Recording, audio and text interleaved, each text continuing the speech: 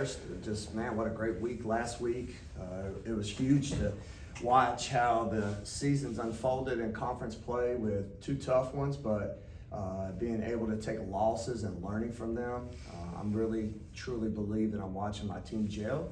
And then obviously now with first day of school back, man, just a lot of buzz is going on besides the two big wins we had. Obviously, our players are back in class, and I'm urging all our students for Sunday's game to come out and support. I was aware that there was a ticket problem that they had to occur that they fixed, so now those tickets are available for our game on Sunday, so I'm asking all our students to show up, and then obviously we're working extremely hard for a great opportunity at Tennessee, so just really, really excited where this team is at and where we're going. All right, we'll start with Robbie. You said you kind of seen your team gel a little bit. I mean, when you get all these new players together, you probably don't really know what to expect whenever they hit adversity. Yeah. What did you learn from your team after those first two games to come back the way that y'all did and win the next two? Yeah, a lot. I kind of talked about with Batman first with Anaya Russell and Jerkayla Jordan. They're two special players. And I've been preaching to them when you look at teams across the country, whether it's UConn with AZ Fudd and Paige. You got Notre Dame with Hannah Hidalgo and Olivia Miles. I can go for days. You got to have two players that can work together and play together. And I think their chemistry is coming on as strong as anybody. And what I was excited was it has nothing to do with scoring. I think the beginning play of the Georgia game, Anaya comes down and throws an unbelievable corner pass to Poe.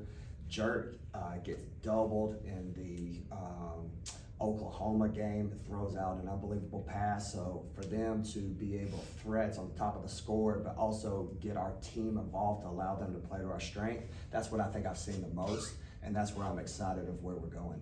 And then what was the second question? I'm sorry. That was it? pretty much it. Okay. I'm still waking up without school. Coming back in. I'm trying to make sure all my kids go to class. Sorry. Or straight across front row, we'll go Benjamin. Yeah, looking at Tennessee here, I mean, a lot of extremes stand out on some of their team stats. Obviously, they score as well as anyone in the country, and they also take the ball away as well as just about anyone in the country.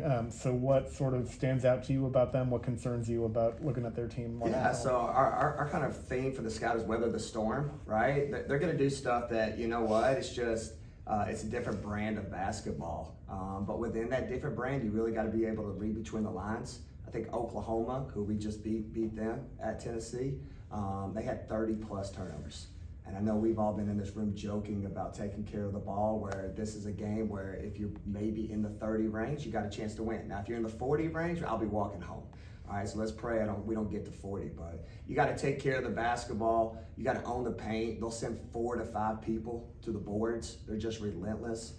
So you've got to be great with box outs, but within this style of play, all right, it's a dancing party. You can come after us, but then if you're going to send that many people and we do secure the ball, we do take care of it without them with turning it over in the backcourt. I think one of our biggest strengths is we're a 4-on-3 team. Like in that Georgia game, we had, I think, 3 possessions where we made 8 to 9 passes, and we were moving that thing.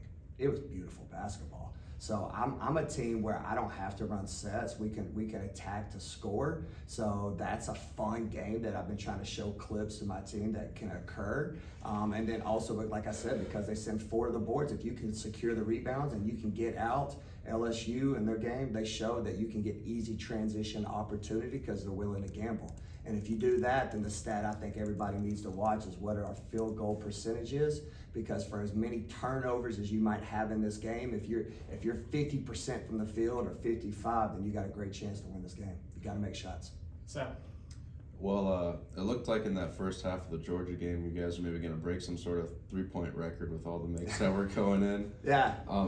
What do you think was just working at the 3-point range, and what can you maybe build from that and sustain moving forward? Yeah, so also I talked about this right after November. Christmas is a time we always get better, right? Obviously today's the first day of school, but we've been in the gym. The kids have been willing to do extra workouts because we're legally allowed to. So we've been doing morning sessions with extra shooting and then coming back for practice. So I think it's just a testimony to them for their hard work. And then also a testimony to, like we keep saying, we're gelling. We're finding Debrisha Poe now. right? I mentioned it, I think it was the Kentucky game. She only had 3 shots. That's not enough for Debrisha Poe. I thought Denham had the play of the game at the end of the half where she comes down and throws an unbelievable up pass that was a dagger just to give us a lift. So they're finding each other, they're putting in the work, and I think that's a testimony to why you're seeing so many threes go in currently right now.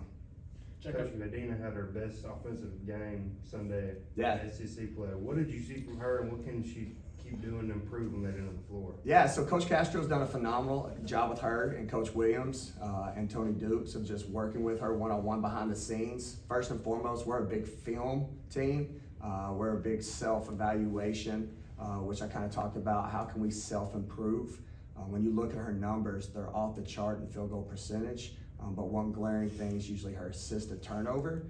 So just trying to help her understand where she can slow down, where she can have more counter moves in her post game. And then again, testimony to her for just putting in the work and then now watching it come to life. So she's, again, just keeps on growing and growing. It's fun to watch. I mean, we went from the game at Oklahoma where she makes a full court dribble and Euro step to in the post, she's faking passes out and she's scoring block to block. So here she comes at the right time, and also Near and Kayla are too. So I'm excited about my bigs. Bryce in the back.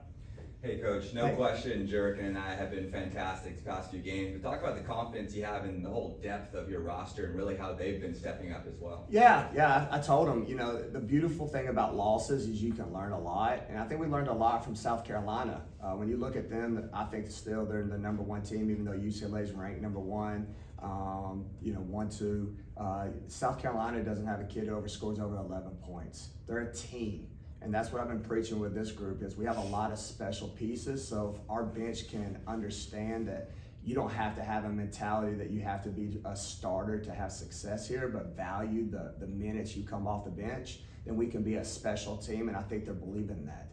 You look at someone like Kayla who might get 3 to 5 minutes. She's highly effective. She hits body, and boy, does she make the value of her time. Destiny McFall is absolutely playing lights out right now for the last 3 games. Chandler is my anchor. She'll hit you. She's physical. She plays fast. So it's really cool to watch these different personalities come on and make our team stronger. Oh, we'll go Robbie. Kind of just looking ahead to Ole Miss. Yeah. I mean, for you, you've been here now for 3 years, and I know you understand the importance of that. But what does that game mean for your program to go up against Coach Yo and that team and in that rivalry? Yeah, no, first and foremost, I always said that this game's for the fans, right? We understand being here at Mississippi State, the Mississippi State-Ole Miss rivalry. I think it's a really cool weekend for basketball here this weekend that the men play obviously before us against Ole Miss, right? And then obviously we play on Sunday. So I think that's just going to be a great vibe. And then there's a pride factor that you want to represent the state. But then I've always, like I said, I have tremendous respect for that program. Since coming here, Coach Yo's done a phenomenal job of taking that program to the next level. They're a top 25 program. I know they just fell out, but they're next receiving votes. She has a ton of returned experience, so we've got to make sure that we're really dialed in. And again, in a game like that last year went to overtime at their place, and we were fortunate to win here. It's been an absolute war, and I'm expecting nothing less. And that's why I'm, asking our students and our fan base to show up and show out like never before. Because again, when we play at the hump here and we're loud, man, it's just a huge advantage for us, and we're going to need that here Sunday. Sam. Yeah, I was going to ask about Ole Miss too. But Yeah. I know you're focused right now probably more on Tennessee, but have you gotten a look yet at Ole Miss or watched them play, or do you know much about what their team is right now? No, I watched them early in the year. Obviously, when they played USC, it was one of the opening games for college basketball out in Paris. So again, I'm very familiar with them just because I have obviously studied them this summer and the past years. They're just extremely athletic. They're well coached. They're dogs. They take on her personality. They play hard and they love to defend. And then I think, like South Carolina, she's done a phenomenal job of getting more offensive players. She's got a special freshman right now that's got a chance to be freshman of the year. So again, with returned experience, with a lot of newcomers, they're a tough team, and they're gonna bring it for 4 quarters.